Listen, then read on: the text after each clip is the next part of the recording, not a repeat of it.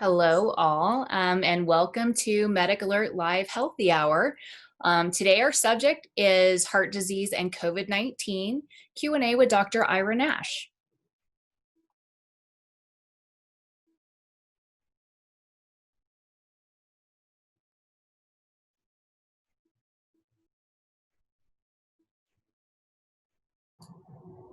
Glad that you chose to join us today. For those of you who have joined us in the past, welcome back. For those of you who it's your first visit with us, we welcome you. Our Healthy Hour we put into place a couple of months back, and it's a great series of informational events for our members and those who want to join us. Today, I'm your host, Melody Howard. I'm the Director of Community Alliances at MedicAlert Foundation, and joining me as co-host today is Julie Hilton, our Vice President of Communications at MedicAlert Foundation. Welcome, Julie. Hello, everyone. Today's agenda, we'll talk a little bit about MedicAlert. I'll share the MedicAlert, a little bit of the MedicAlert history. We will have the bulk of our time spent on heart disease and COVID-19 with Dr. Ira Nash, and we'll also share some resources for you. So a little bit about MedicAlert. For those of you who don't know about MedicAlert, we are actually the original medical ID created in 1956. What's unique about our foundation, MedicAlert, is that we go beyond just an ID. Our IDs are backed by a 24/7 emergency response team who are standing by to relay your critical medical information to first responders. And MedicAlert is the only nonprofit organization in the medical ID space, and all of our revenues fund our emergency services and help provide IDs and memberships to people with financial need. Our mission is to save and protect lives by sharing vital information in our members' moments of need. So here's a little bit about how our service works. You get an ID bracelet with your most vital medical information. For those of you with heart conditions, this is so important to include that information because in an emergency, paramedics and first responders need to know this information so that you're treated properly. Your medical ID keys first responders in to contact MedicAlert. They call us on our 24/7 emergency response line, and our emergency response team provides them with your full health record. Your health record includes information such as health data and emergency contacts, which we relay to those emergency personnel who are calling. We've trained first responders to look for your MedicAlert ID, empowering them with vital information. Now more than ever, given this current pandemic, it's so important for first responders to know about existing conditions so that you get the best possible care. MedicAlert is your voice when you need us most. I think, Melody, I would add to that something that we've rolled out recently is a partnership with Rapid SOS and the 911 centers in the US, where a MedicAlert member, if someone calls in from a number associated with their profile, we're able to send their medical information to first responders before they even arrive on the scene via the partnership with Rapid SOS. So while MedicAlert's been around since 1956, we're continually evolving to try to deliver more and better services for our members. Great, thank you for that point. Very valid, Julie. So today I want to talk to you a little bit about our guest speaker, Dr. Ira Nash. Welcome, Dr. Nash. Dr. Nash is the Senior Vice President and Executive Director of Northwell Health Physician Partners and Professor in Departments of Cardiology, Occupational Medicine, Epidemiology, and Prevention at the Donald and Barbara School of Medicine at Hofstra Northwell. After graduating from Harvard College, Dr. Nash received his MD degree from the Harvard-MIT program in Health Sciences and Technology at Harvard Medical School. He is board certified in internal medicine and cardiovascular diseases and was a member of the cardiac unit at the Massachusetts General Hospital and the faculty of Harvard Medical School. He moved to Mount Sinai, New York in 1995 and held a number of senior positions. He was named the Chief Medical Officer of Mount Sinai in 2009, a position he held until moving to Northwell Health in 2012. Dr. Nash is a fellow of the American College of Cardiology, the American Heart Association, and the American College of Physicians. He's a former national spokesman for the American Heart Association In 2015, he was awarded the first National Physician of the Year award by Press Ganey for his leadership in improving the patient experience. He is passionate about the need for effective physician leadership and about engaging patients through transparency and data sharing. He keeps a blog and addresses contemporary issues of medical practice and health policy. Dr. Nash is also the on-air host of Well Said by Dr. Ira Nash, an award-winning health and wellness radio show and podcast produced in association with WRHU Radio Hofstra University. In addition to his professional responsibilities, Dr. Nash served his country as a commander in the Medical Corps of the United States Navy Reserve. He is married and has 2 daughters. Welcome, Dr. Nash. Thanks so much. We're very grateful to have you with us today. Very grateful. So now we'll get to the meat of our presentation here. Thank you so much for all the great questions. We had so many great questions, and so we'll try to cover as many as we possibly can. We're going to answer some questions in some different categories: cardiovascular, heart diseases, and how COVID impacts that, some different conditions and how those impact the risk of COVID, congenital disease. We had a lot of questions around arrhythmias, different types of arrhythmias. So we'll spend some time covering that, COVID outcomes. And then the question we all have is about staying safe. So we will kick those questions off. So this question in in the cardiovascular and COVID category, Dr. Nash, are people with heart disease more likely to get COVID? And what does it mean when people say cardiovascular disease is a risk factor? Well, first of all, thank you very much for having me this afternoon. And I'm delighted to be here and hope to share a little bit of insight with you and our listeners about COVID-19 and heart disease. So I think this is actually a great question to start off the afternoon. And before I even get to that, I want to make a couple of general statements that I think will stand us in good stead as we go through the rest of these questions. And the first is, there's still a lot we don't know about COVID-19. And despite the fact that over 1 million people in the United States have probably been infected and we've had 100,000 deaths, there's still much to be learned, and we're still coming to grips with all of the different aspects of this disease. But one thing I can say with assurance, which is that most people who get COVID-19 are going to do just fine. And so, and will recover completely. And many of those patients or individuals may not even know that they've been infected. And so while I'm happy to share information about the more serious aspects of this, I want to make sure the broader context of this is understood, that again, most people who get COVID-19 are going to do just fine. But there is a certain percentage of people for whom this can be a very serious illness and obviously can be fatal. And so it's important for all of us to do our bit to help prevent the spread of this. So with the first question here, are people with heart disease more likely to get COVID? The answer to that, as best we can tell, is no. So the risk, when we say that cardiovascular disease is a risk factor, what we're really saying is it doesn't make you more likely to get it. What it does do is make it more likely that you'll be in that group of individuals who may get into trouble with it once you get it. All right, so it's not a question of susceptibility to infection. It's really a matter of how well you can cope with the illness itself. And so that's what's meant by cardiovascular disease being a risk factor. It's a risk factor for a worse outcome once you get the disease. And I'm sure the questions that come up will allow us to talk in more detail about what kinds of cardiovascular disease and what kind of outcomes. But I think that's probably all I want to say about this question right now. Great, thank you.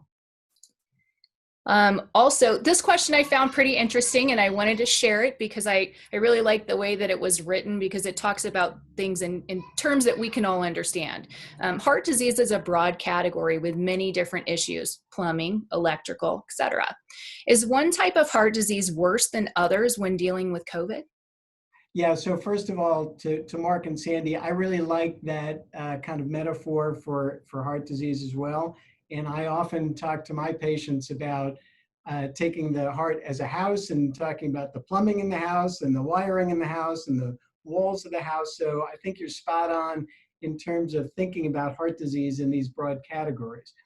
And I think your question is also a very good one because it's not all the same. It's really not appropriate in that sense to just lump all heart disease together and say that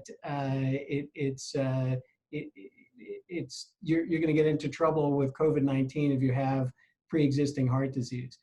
What I would say is that the things that put people with heart disease at risk once they develop COVID-19 are the things that impair people's functional capacity or ability to deal with stress. So what do I mean by that? So if you think about people who may already have difficulty breathing or may already have problems with their ability to do activities of daily living or to exert themselves in some way. All illnesses create an additional stress on the cardiovascular system. So COVID is no different in that regard than getting any other kind of illness. So in the sense that it makes your heart go faster and it makes your cardiovascular system need to work harder to deal with the physiologic stress of having a systemic viral illness. So I would say, although this is a great way to lump different, to kind of categorize different kinds of heart disease, I think we're better off thinking about people's functional status and their ability to withstand a stressor than we are necessarily understanding that in terms of, is it really an electrical problem or a plumbing problem? It's really not. Great, thank you. So our next question submitted, we had a number of people who submitted the same question. Is there a special or different risk for people who have stents? Yeah, so I'm sure that's on the mind of many people with heart disease. And just as a reminder for those who may not know what we're talking about here, so stents are small metal tubes. They look like a little rolled up chain link fence that are inserted into people's coronary arteries to help treat coronary blockages. They're very prevalent. Lots of people have had this procedure done, either to relieve symptoms or in the midst of having a heart attack. And I would say here again, the issue is not so much, do you have a stent or do you not? The issue is that by definition, everybody with a stent has underlying coronary heart disease. They have some blockages in their coronary arteries. There are people who are more likely to have had a heart attack, which may have left them with some weakened heart muscle. So it's not the stent itself that provides a special or a different risk. It's the underlying coronary artery disease that may make it more difficult for somebody to deal with the additional stress of having a serious and systemic illness like COVID-19. There's another aspect of this that I'm sure we'll get into about blood thinners, because a lot of people on stents who have stents are on blood thinners at least for the first few months, and I'm sure that'll come out in subsequent questions. You're right about that. It's coming up a little bit later. So our next question, submitted by a number of folks, does having a valve replacement put me at higher risk for complications from COVID-19? Yeah, also a really good question. Let me just click through this. Best we can tell, the answer is no. And I'm just going to qualify that a little bit, because there are some people who have some kinds of heart valves where they may be on blood thinners. And so we're going to get back into that blood thinner question again.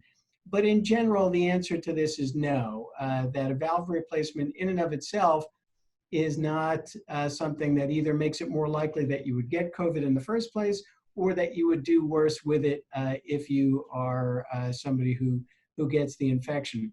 What's more important is what's the, how good is your heart muscle function? So a lot of people who have valve replacements have them in the context of having some weakening of the heart muscle, and it's that weakening of the heart muscle that may limit their capacity to deal with the stress of illness, but the valve replacement itself is not the issue. Thank you. So our next question also comes under the same category, conditions and risk, submitted by Ben Joseph and a few others. What's the added risk for me, recently diagnosed with congestive heart failure, and does the stage of CHF matter? Yeah, so let's talk a little bit about the stages of heart failure. So the American Heart Association and other organizations have helped cardiologists and patients and other physicians understand heart failure by categorizing it into different stages. And those stages are based on how symptomatic somebody is and how impaired the heart muscle function is. And those are important because different treatments are appropriate at different levels of either heart muscle impairment or patient symptoms. And so categorizing heart failure in that way helps signal to patients and doctors what the appropriate treatments are at each stage along the way. So the stage of heart failure does matter, but it matters more in terms of making sure that the patient with heart failure is on the right treatment. And there's nothing that is more important in terms of the prognosis of patients with heart failure, whether they have COVID or whether they don't, than to make sure that you're on the right combination of medications and other interventions for heart failure, given the stage that you're at.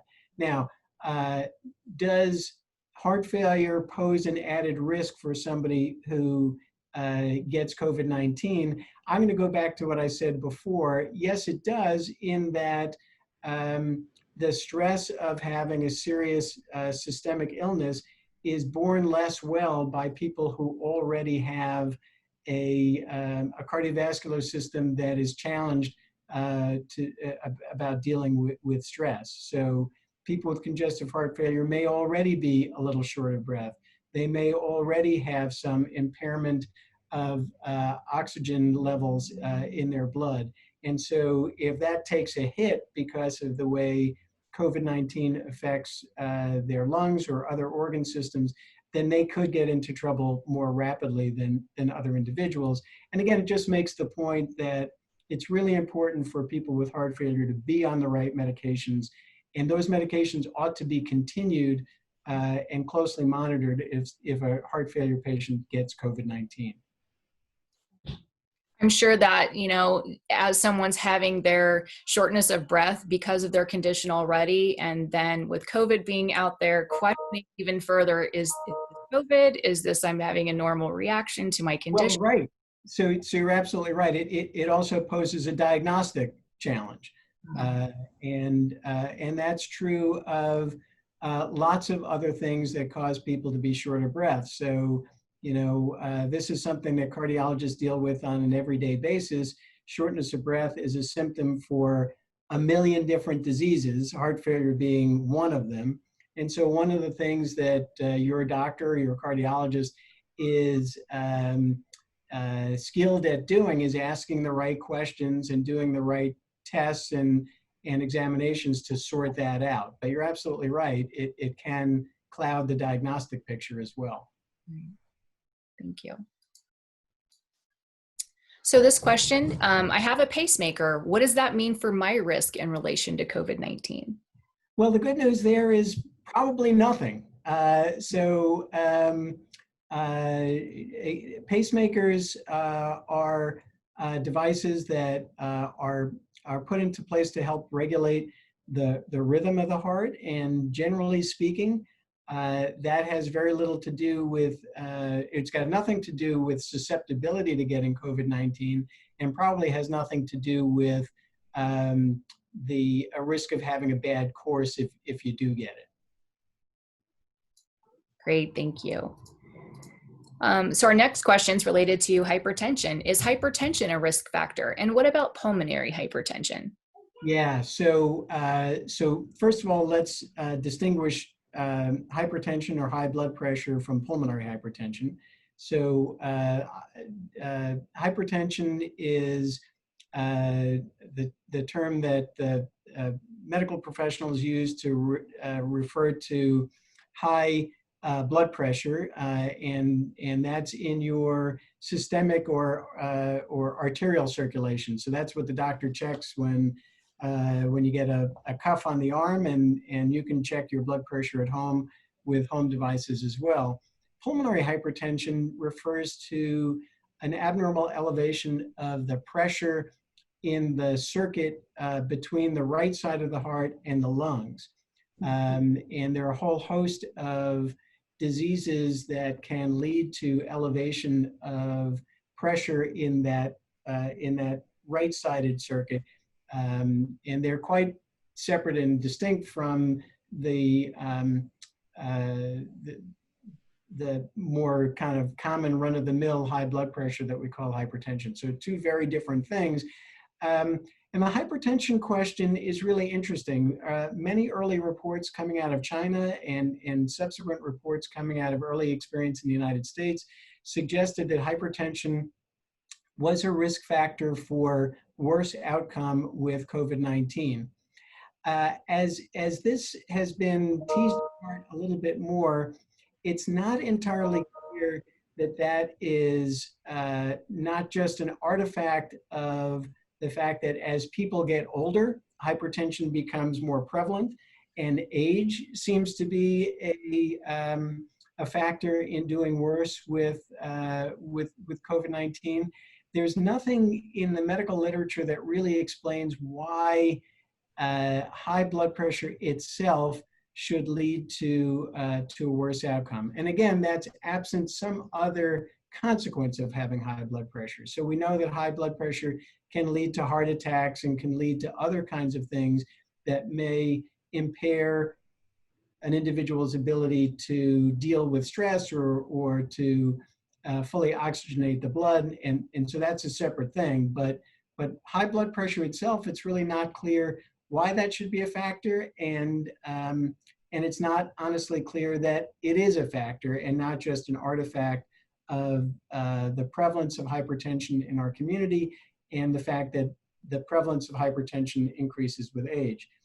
Pulmonary hypertension is a separate thing altogether, because one of the things that is a hallmark of pulmonary hypertension is stress on the right side of the heart. And in the more serious forms of pulmonary hypertension, an inability to fully oxygenate blood going through the lungs. And so any disease that has a profound effect on the lungs, like COVID-19, could be particularly dangerous for people with pulmonary hypertension. Well, going back to your first point around the prevalence of hypertension, I believe, according to the American Heart Association, there's over 100 million people in the US that have hypertension. And would it matter whether that hypertension was well controlled or uncontrolled? Yes, so that's a really good distinction to be made. And yes, it does. So hypertension that is well controlled is much less likely to lead to those secondary consequences that would impair somebody's ability to successfully combat COVID-19. Right. And so here again, the same theme that with all forms of heart disease, it's important that the condition be brought under control with the best medical treatment, and that treatment be continued during whatever illness or exposure somebody might have to COVID-19. So I hope that answers what you were. Yeah, it does. I think it's just now is not the time for people to let their guard down Absolutely. on some of these chronic conditions. Right. So our next question, also in conditions and risk, does having cardiomyopathy or myocarditis put me at greater risk? Yeah, and so again, this is a great question, Ingrid, and I'm going to start by just distinguishing those two things. So cardiomyopathy is a broad term that just means that the heart muscle itself is not functioning normally. So if we go back to the house that we were talking about before, now we're talking about the walls of the house, not the plumbing, not the electrical system. Myocarditis is a particular condition where there's inflammation within the heart muscle itself. So let's take these one at a time. So cardiomyopathy often leads to, or certain kinds of cardiomyopathy can lead to weakness of the heart muscle, and that can impair somebody's ability to deal with a physiologic stress. And so in that way, we could connect those two dots and say, if you have a significant cardiomyopathy that has left you with impaired heart muscle function, then yes, that would put you in a higher risk category for somebody who might not do as well with COVID-19. Myocarditis, as I said, is a particular circumstance where there's inflammation within the heart muscle itself. And that's really interesting because there have been very well documented case reports where COVID-19 can cause myocarditis. And so I'm not sure if that was the intent of this question, but myocarditis is kind of a rare entity, so I can't imagine there are too many people who have myocarditis and then have the severe misfortune of getting COVID-19 on top of that.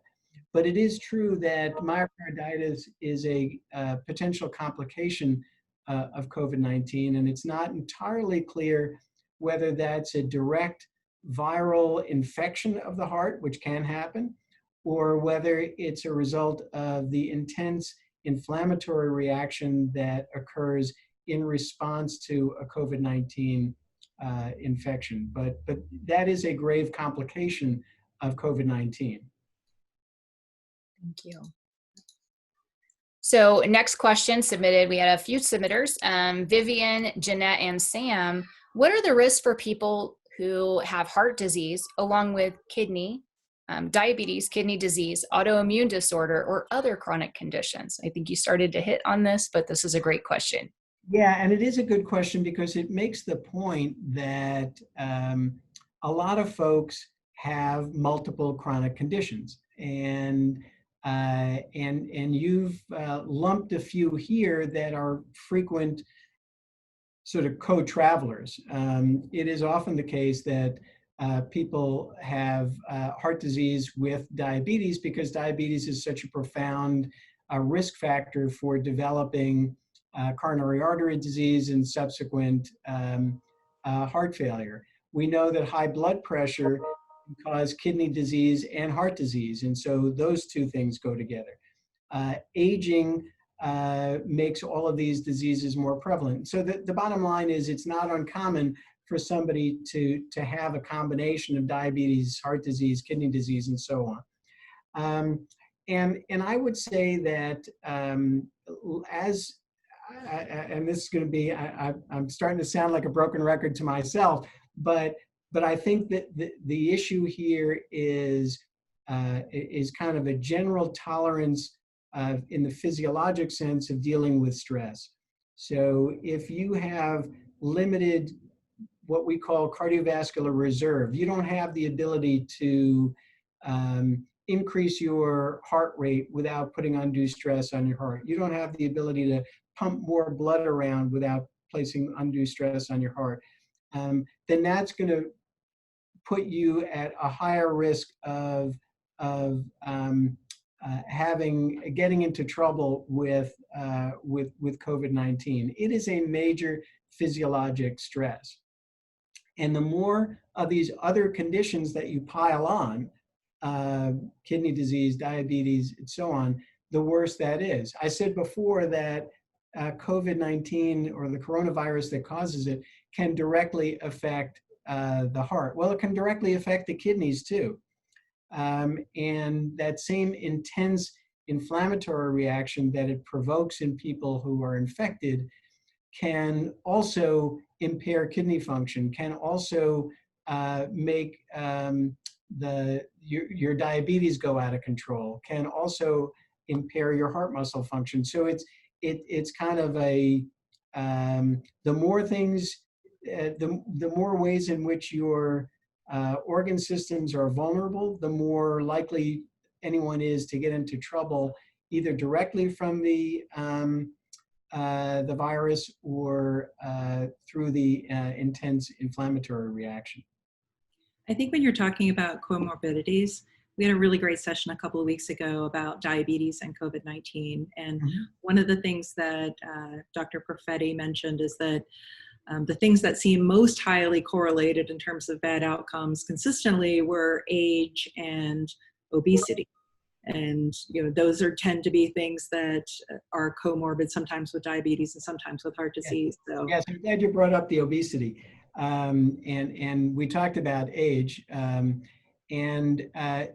There's probably some deep connection that still needs to be sorted out between the inflammatory reaction to this disease and the damage that it causes, and the fact that inflammation is a profound part of a lot of these other chronic conditions.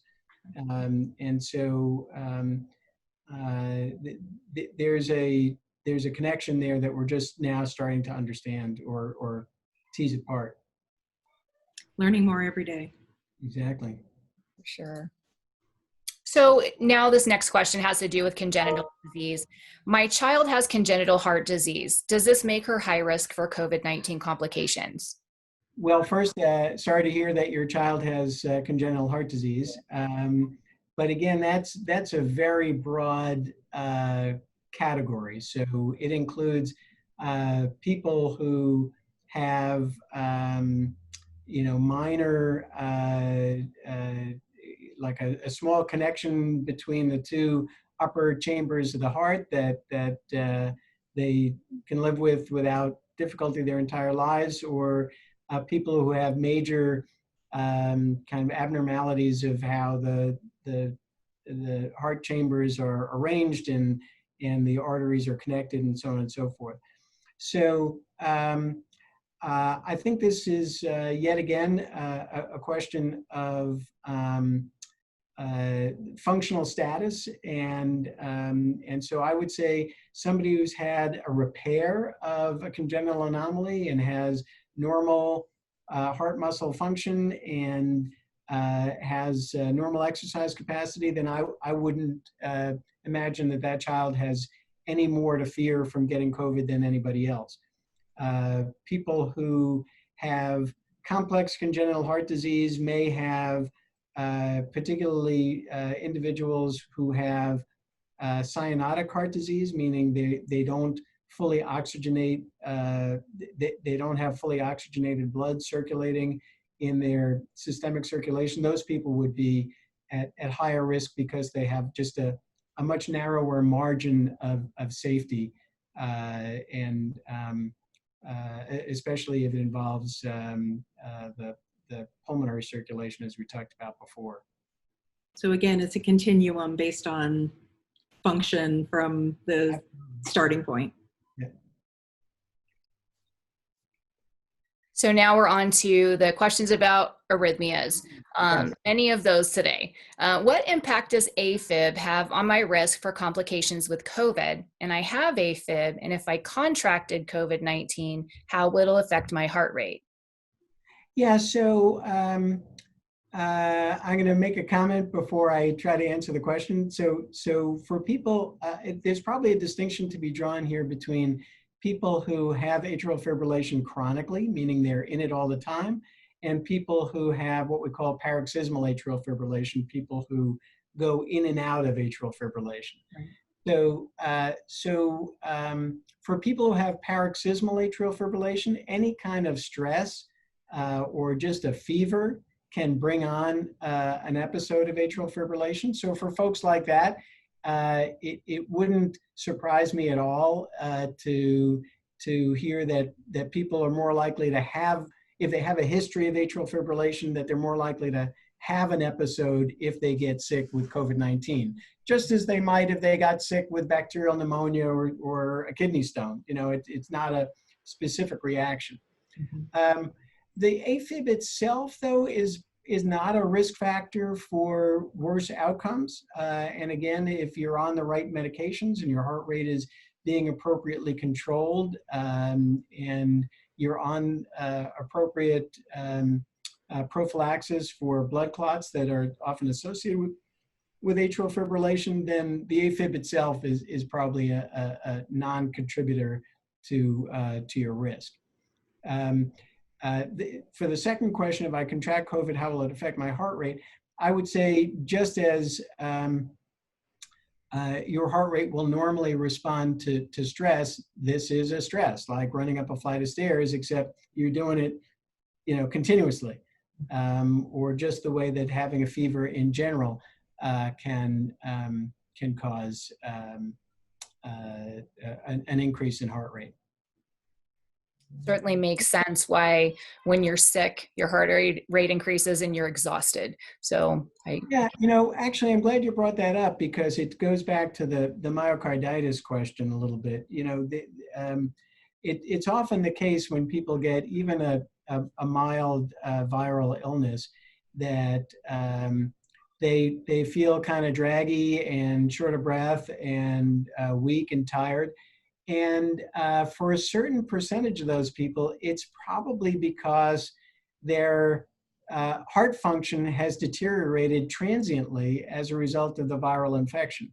And we don't routinely do echocardiograms or assess people's heart muscle function when they have a viral illness. But when this has been looked at systematically, there's a pretty significant incidence of depressed left ventricular function that is a decline in the ability of the heart to pump blood just from the run-of-the-mill kind of viral infections that might lay you low with a winter cold. And this is just a much more profound version of that. But it's not unusual in the greater scheme of things for viral illnesses to do this. Thank you. So the next question also on arrhythmias, do SVT, supraventricular tachycardia, and PVC, premature ventricular contraction problems increase my risk? I have had 4 heart ablations. Yeah, and I would say no with a little asterisk. So again, if you're the kind of person who has some stress trigger for your arrhythmia, so increased catecholamines, the things that produce the increase in heart rate and increase in blood pressure that comes with dealing with stress, then that can, at least theoretically, trigger an arrhythmia. But the arrhythmia itself is not a risk factor for having a worse outcome with COVID-19, unless you have the heart rhythm problem because you have some other problem with your heart, like heart failure or impaired left ventricular function that can lead in some cases to PVCs or ventricular arrhythmias. So just to clarify, the arrhythmias themselves are not the problem. The stress may trigger a paroxysmal arrhythmia, but it's really the underlying heart condition that's driving the bus here. Thank you. So our next questions relate to COVID outcomes. Does the virus attack the heart, or is the heart at risk from the effects of the virus on other organs? And what specific effects have been observed in heart patients with COVID? Yeah, so great question. We've talked about this a little bit already. So I would say that the virus can attack the heart. So it doesn't necessarily routinely attack the heart. And the heart is also susceptible in important ways to the effect of the virus more systemically. So for instance, if your lungs fill with fluid because your lungs are being attacked with COVID-19, then that may make it much harder for the heart to pump blood through the lungs, and you can develop a syndrome of heart failure on the right side of the heart because the lungs are in such bad shape. And the inflammatory response, that is the body's reaction to this infection, can adversely affect the heart directly, meaning intense inflammation can impair heart muscle function. And then the third way that that sort of indirectly connects COVID-19 in the heart is that we've come to learn that COVID-19 can dramatically increase the risk of blood clotting. And that can happen either in very tiny little blood vessels that get sort of clogged up and impair the ability of the heart to function, because remember, the heart is a muscle like any other, well, not like any other muscle, but it is a muscle. And so it needs its own blood supply, and if that blood supply is interrupted, then the heart can't do its job. And there are also reports of blood clots in large arteries and blood clots in veins. And the indirect effects of those, maybe we'll have a specific question on that coming up, can certainly have profound effects on people's cardiac function as well. That does tie directly to our next question, actually. Perfect. Let's roll right into that. Do anticoagulation medicines decrease your chance of complications from COVID-19? Yeah, so I want to be careful in how I answer this. So I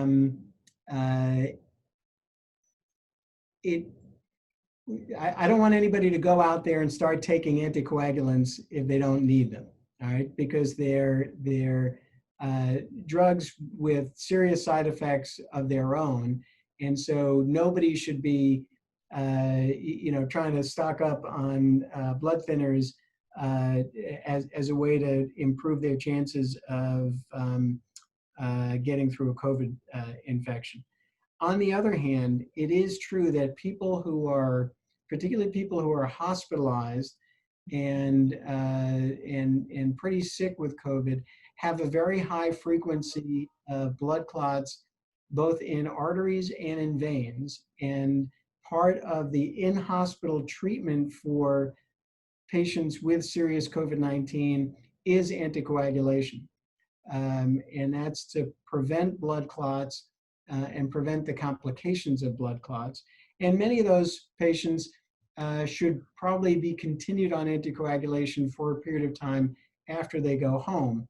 We know from other illnesses that if you are hospitalized with a wide range of different medical illnesses, that also increases your risk of blood clots. And it's been standard medical practice for a long time to give blood thinners to hospitalized patients across a very large number of different diagnoses. What we're finding in COVID is that it's even more important to do that, and that protection needs to be extended outside the hospital once people recover and go home. Got it. So our next question, do beta blockers or ACE inhibitors reduce the risk of death from COVID-19? Not directly, but if you need these medications for the underlying reason for which they've been prescribed, then it's important to continue to take them. And in that sense, withdrawing medications that you would otherwise need is a bad idea. It's a bad idea in general, and it's a worse idea if you're sick with another illness. And so, if you're on a beta blocker for a good reason, or you're on an ACE inhibitor for high blood pressure, by and large, those medications should be continued during your treatment for COVID-19. I think we've already answered the next question then, Melody. We can probably move to the one following. Perfect. So also on COVID outcomes, this question submitted by Candace: how does the use of hydroxychloroquine to treat COVID-19 affect heart patients? Well, so first we should say that there's no good reason to use hydroxychloroquine to treat COVID-19. So there's no high quality evidence that suggests that this is effective in any way, either as a prophylactic agent or as a treatment.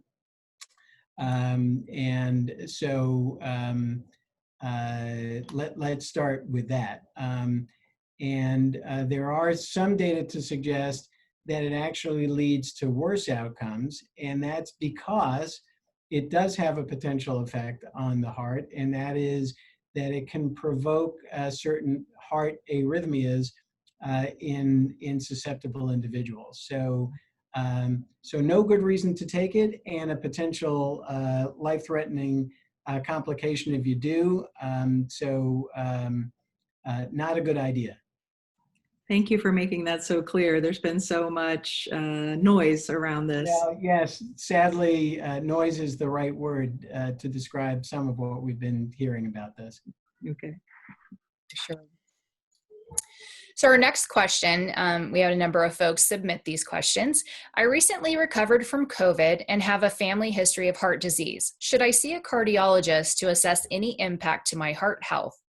And can COVID-19 cause heart damage or disease in an otherwise healthy patient?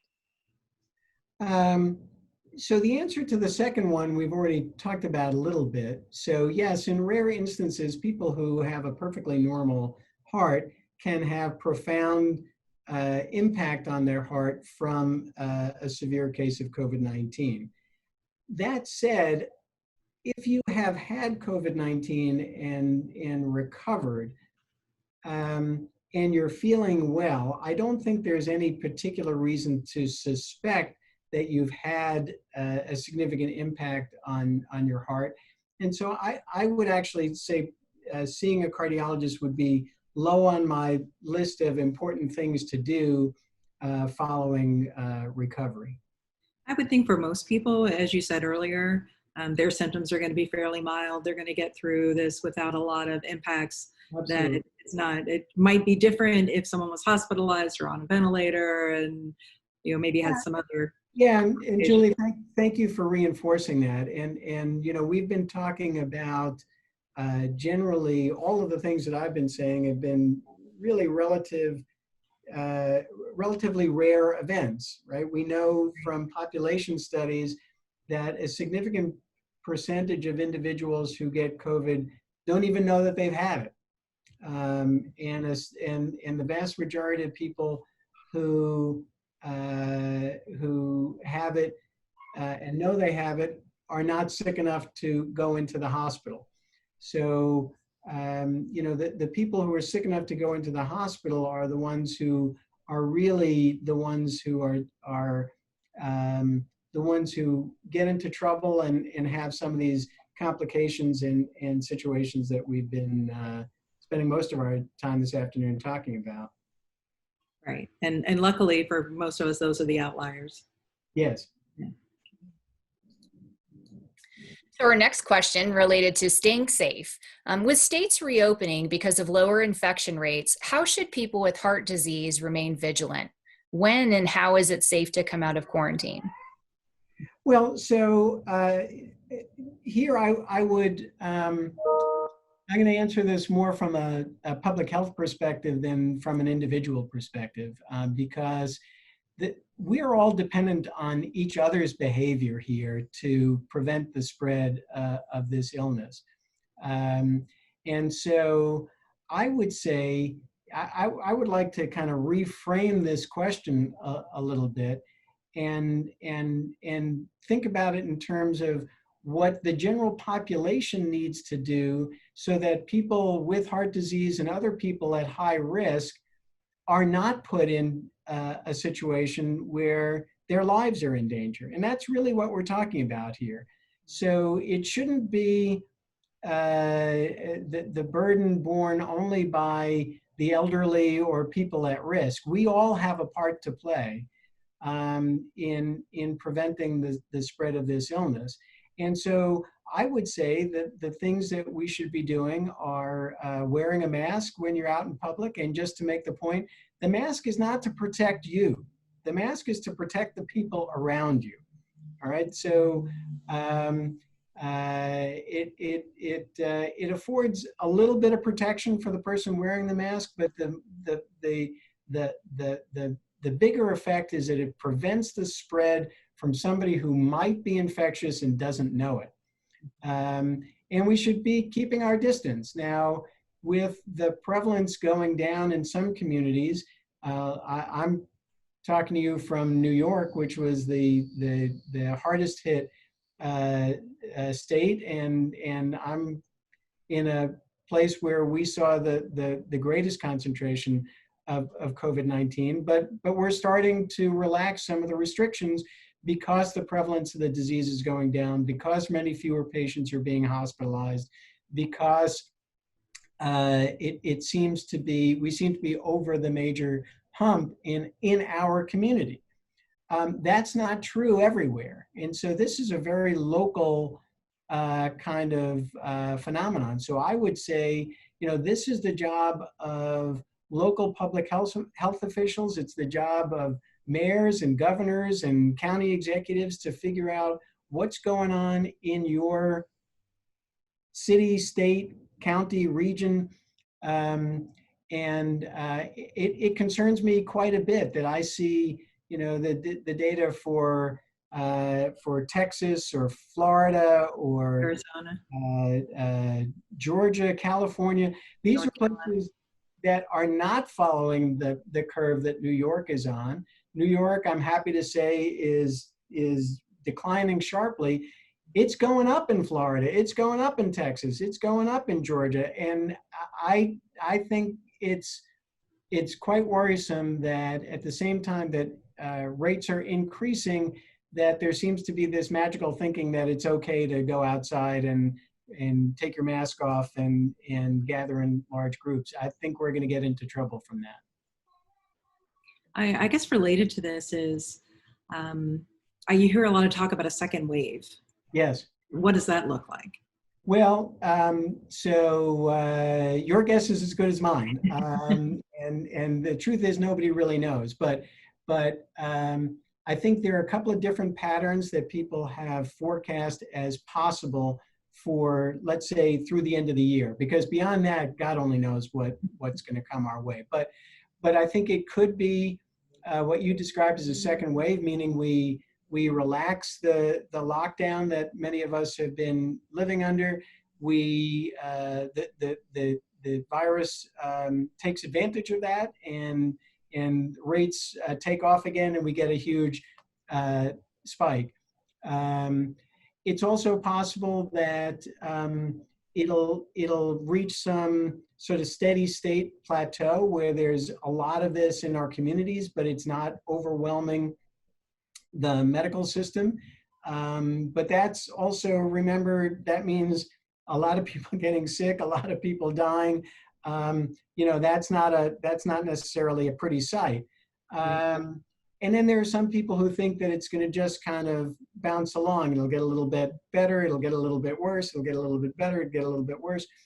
I think the truth is, at least based on, and believe me, I'm no expert here, but from what I've read and seen, that we can effectively contain this and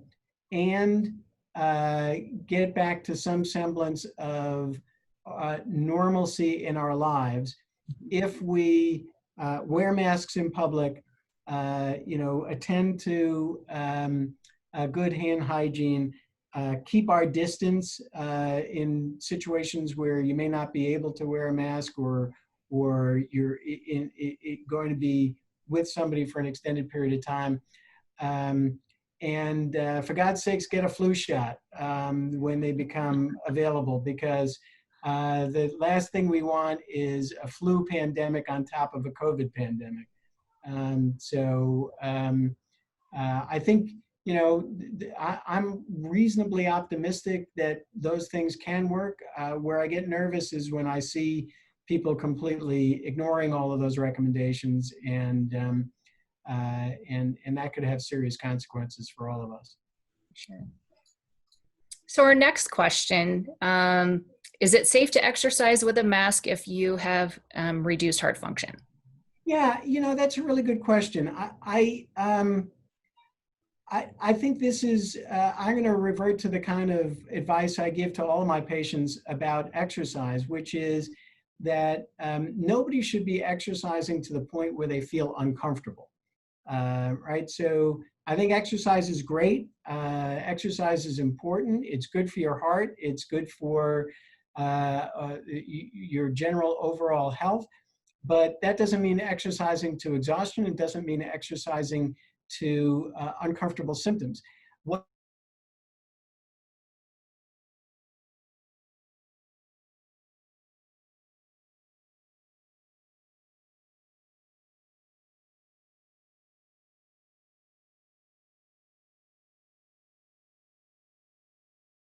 appeal to people's sense of community and decency, that it's the same as what I was saying about the mask. The mask is not for you. The mask is for the people around you. I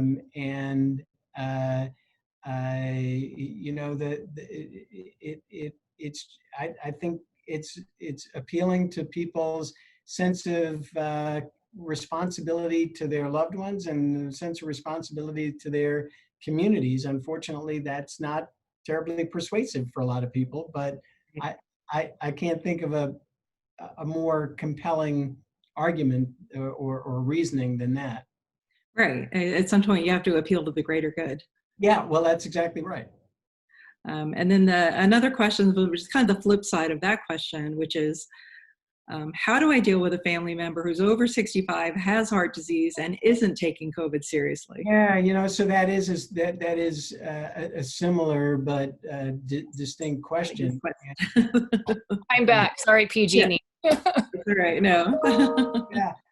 No, I mean, I've heard this from family and friends as well, and I don't have a good answer to that. I mean, I think it unfortunately, we live in a society where even what should be objective information somehow can become polarizing.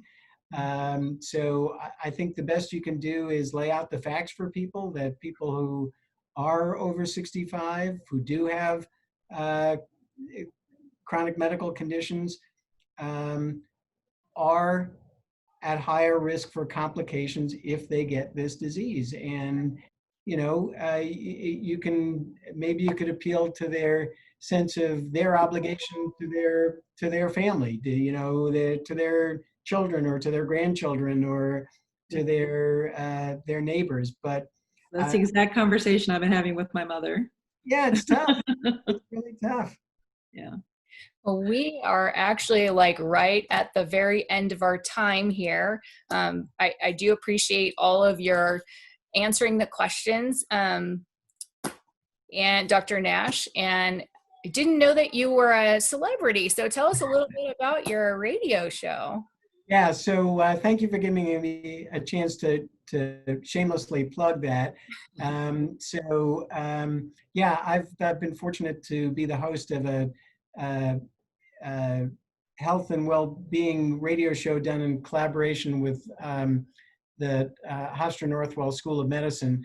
So the website is medicine.hofstra.edu well said, or you could just Google well said with Dr. Ira Nash.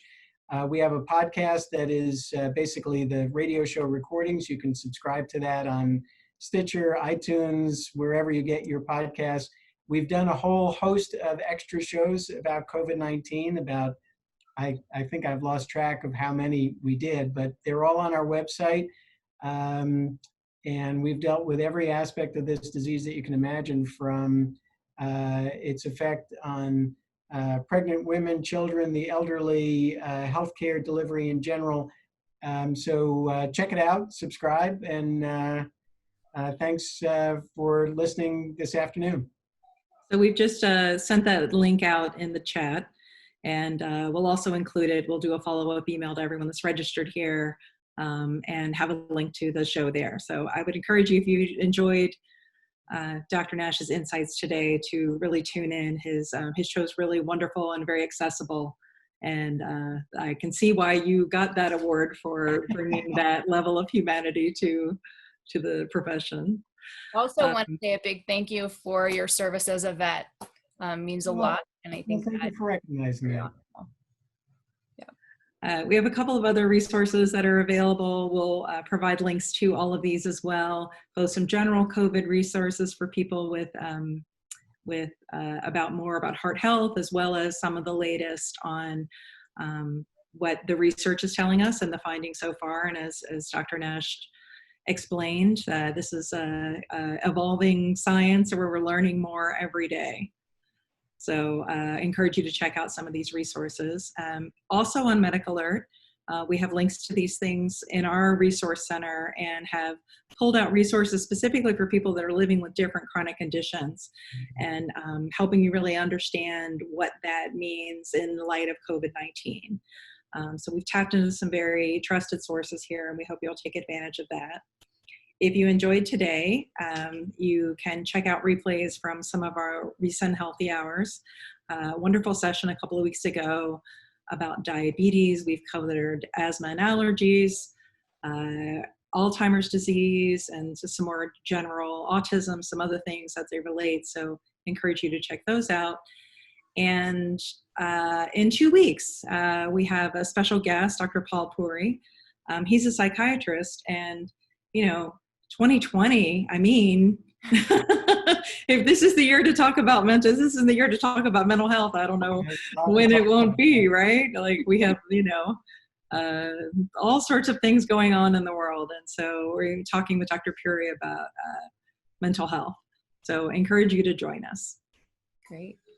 So please hang on for a quick survey. We'd really like to hear about your experience, what you thought about that today. And please don't forget to update your MedicAlert record. It's really important that we have the most up-to-date current information in an emergency, because that's the information that we provide on your behalf.